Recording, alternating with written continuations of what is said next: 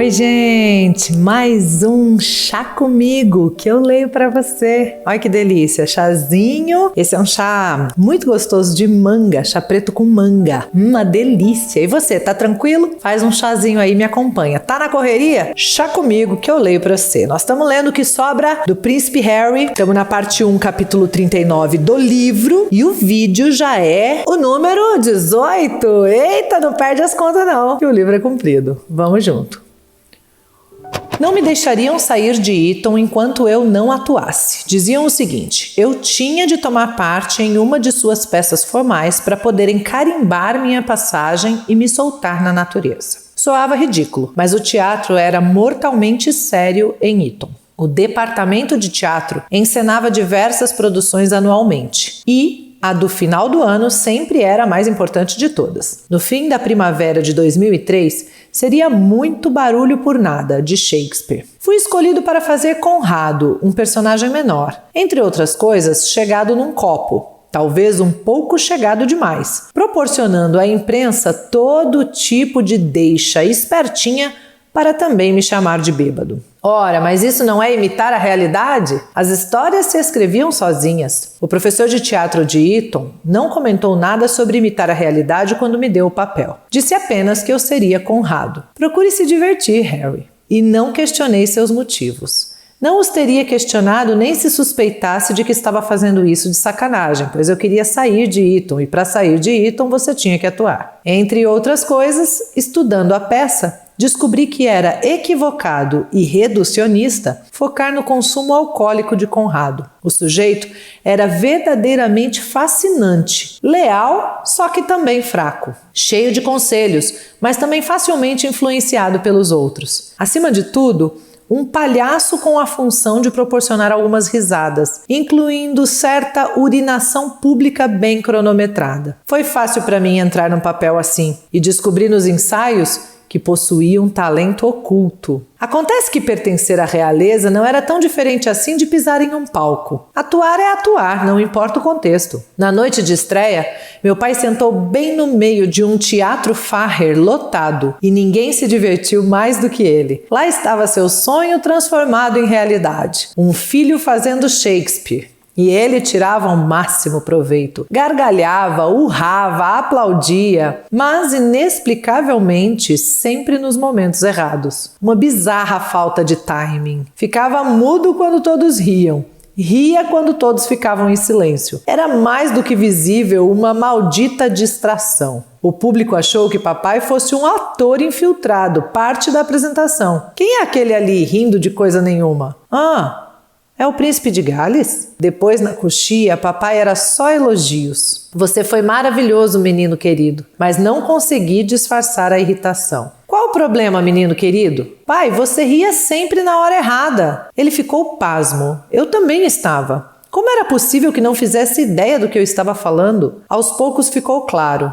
Ele me contara certa vez que, quando tinha a minha idade, atuando numa peça de Shakespeare em sua escola, vovô apareceu e fez exatamente a mesma coisa. Riu sempre na hora errada. Um completo papelão. Papai reproduzira o que seu pai fizera. Porque esse era o único modo de ser pai que conhecia? Ou seria alguma coisa mais subliminar, a expressão de um gene recessivo? Estaria toda a geração fadada a repetir involuntariamente os pecados da precedente?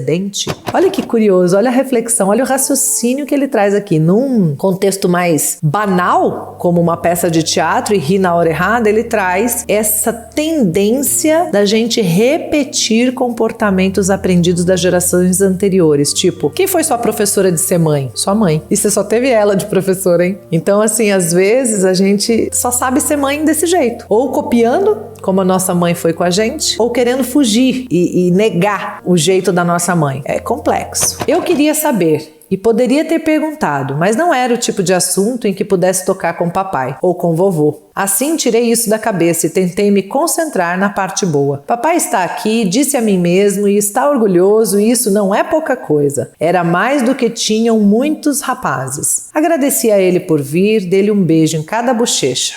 Como diz Conrado, não poderiam os seus desgostos e inquietações servirem-lhe de alguma coisa? Não poderiam os seus desgostos e inquietações servirem-lhe de alguma coisa? Já parou para pensar nisso? Capítulo 40.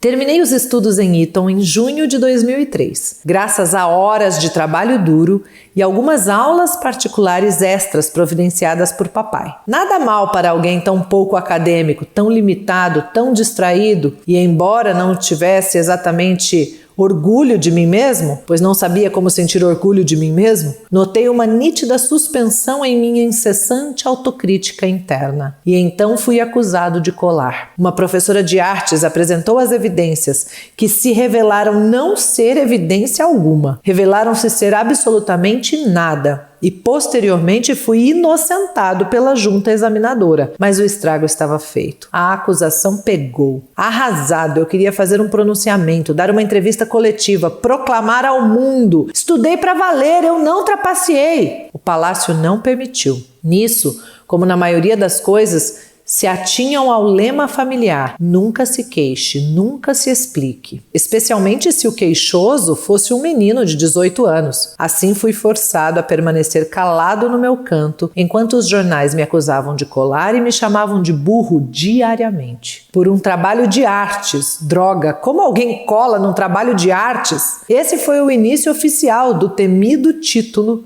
Príncipe Lerdo. Assim como fora selecionado como Conrado sem ser consultado, nem dar meu consentimento, era agora destacado para esse papel. A diferença era que muito barulho por nada fora encenada por 3 noites. Esse papel tinha toda a pinta de algo que ficaria para a vida inteira. O príncipe Harry?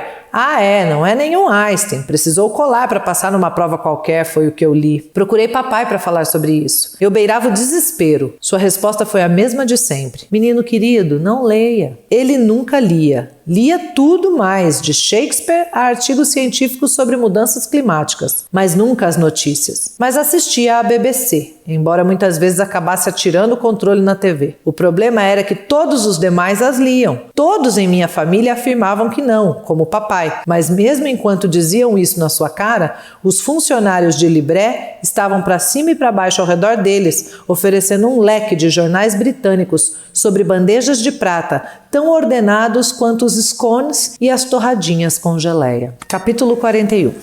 A fazenda se chamava Tulombila. Seus donos eram os Hill, Noel e Annie. Tinham sido amigos de mamãe. Annie era colega de apartamento dela quando mamãe começou a sair com papai. Marco me ajudou a localizá-los e de algum modo os convenceu a permitir que eu ajudasse como seu jacaru não remunerado durante o verão. Os Hill tinham 3 filhos, Nicky, Eustace e George. O mais velho, George, era exatamente da minha idade, embora parecesse mais velho, talvez devido aos muitos anos de labuta sob o escaldante sol australiano. Quando cheguei, soube que George seria meu mentor, meu chefe, meu orientador pedagógico, por assim dizer. Mas Tulombila era bem diferente de Eton. Na verdade, era bem diferente de qualquer lugar em que eu estivera. Eu vinha de um lugar verde, a fazenda dos Hill era um ode ao marrom. Eu vinha de um lugar onde todos os movimentos eram monitorados, catalogados e submetidos a julgamento. A fazenda dos Hill era tão vasta e remota que ninguém me via durante a maior parte do dia, a não ser George, e o ocasional Wallaby. Acima de tudo, eu vinha de um lugar temperado, chuvoso, frio. A fazenda dos Hill era quente. Eu não sabia muito bem se era capaz de suportar um calor daquele tipo. O Outback australiano tinha um clima que eu não compreendia e que meu corpo parecia incapaz de aceitar. Como papai, eu definhava a mera menção do calor. Como esperar que lidasse com um forno dentro de um alto forno dentro de um reator nuclear construído no topo de um vulcão ativo? Exagerado, né? Não sei como que era lá, né, gente? Mas já eu prefiro o calor. Um ambiente hostil para mim, pior para meus guarda-costas. Coitados, que tarefa receberam. Além do mais, suas acomodações eram para lá de espartanas. Uma construção nos limites da fazenda. Eu raramente os via e muitas vezes os imaginava ali, sentados em roupas de baixo, diante de um ruidoso ventilador elétrico, irritados, trabalhando em seus currículos. Os Hill me alojaram na casa principal, um pequeno bangalô agradável de tábuas brancas, os degraus de madeira conduzindo a uma ampla varanda, a uma porta da frente que guinchava como um gatinho sempre que era aberta e batia com estardalhaço sempre que você a soltava. A porta tinha uma tela para afastar os mosquitos, que eram grandes como pássaros. A Austrália deve ser incrível, né? É um dos meus sonhos conhecer a Austrália. Naquela primeira noite, sentado diante do jantar, eu não escutava outra coisa além do tamborilar ritmado dos insetos sugadores de sangue batendo contra a tela. Não havia muito mais a escutar. Estávamos todos um pouco constrangidos, tentando fingir que eu era um jacaru, não um príncipe. Tentando fingir que não estávamos pensando em mamãe, que adorava Annie e era igualmente adorada por ela. Annie, claro, queria falar sobre mamãe, mas assim como acontecia com o Willie, eu simplesmente não conseguia. De modo que me debruçava sobre a comida e elogiava, e pedia para repetir, e ficava mentalmente procurando tópicos anódinos de conversa, mas não conseguia pensar em nenhum. O calor já prejudicara minhas capacidades cognitivas. Adormecendo nessas primeiras noites no Outback, eu conjurava a imagem de Marco e indagava ansiosamente. Será que foi mesmo uma boa ideia, parceiro? Então tá aí, né? Às vezes a gente toma alguma decisão de aprendizado, de mudança, de busca e num primeiro momento fica aí. Será que foi mesmo uma boa ideia? Será que era isso mesmo que eu devia ter feito? No nosso caso de mãe, de pai, a gente faz isso para nós mesmos e também para os nossos filhos, né? Quantas perguntas. Será que foi mesmo uma boa ideia? E que garantia temos, gente? Nenhuma. A vida dirá. Seguimos! Diz aí, tá gostando? Tá curtindo? Comenta que dia você tá assistindo e curte, compartilha, lembra de se inscrever no canal e gratidão sem limites. Até o próximo Chá Comigo, que eu leio para você.